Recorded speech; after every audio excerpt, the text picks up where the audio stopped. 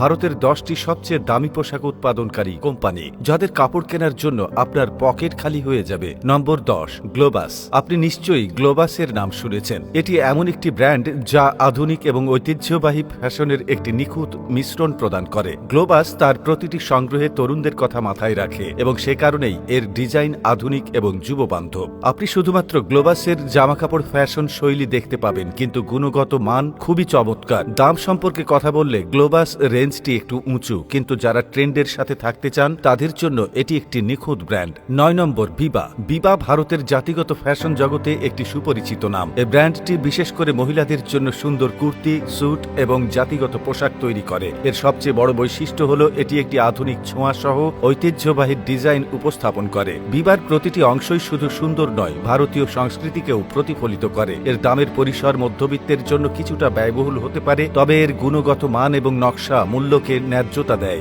8 নম্বর, Indian টেরেইনের। ভারতীয় ভূখণ্ড manly মায়েদের জন্য পোশাক তৈরি করে এবং এই ব্র্যান্ডটি আরামের সাথে শৈলীর একটি নিখুঁত মিল বলে মনে করা হয়। এই ব্র্যান্ডের বিশেষত্ব হল এর পোশাক আপনাকে একটি স্মার্ট এবং মার্জিত চেহারা দেয়। 7 নম্বর, মুফতি। মুফতি একটি ব্র্যান্ড যা মূলত নৈমিত্তিক পোশাকের জন্য পরিচিত। এই ব্র্যান্ডের জিন্স এবং টি শার্ট ভারতের যুবকদের মধ্যে খুবই জনপ্রিয়। মুফতির ফোকাস সবসময় একসাথে আরাম এবং শৈলী অফার করে। এর জামাকাপড় শুধু ফ্যাশনেবল নয়, পরতেও খুব আরামদায়ক। মুফতির দামের পরিসর অনেক বেশি, কিন্তু যারা নৈমিত্তিক এবং ট্রেন্ডি লুক পছন্দ করেন তাদের জন্য মুফতি একটি আদর্শ পছন্দ। 6 নম্বর, পিটার ইংল্যান্ড। আপনি এটির নামে একটি বিদেশি ব্র্যান্ড মনে করতে পারেন, কিন্তু আসলে এটি একটি ভারতীয় কোম্পানি। এই ব্র্যান্ডের বিশেষত্ব হল এটি গুণগত মান এবং সামর্থ্যের একটি ভালো সমন্বয় অফার করে। আপনার অফিসের পোশাক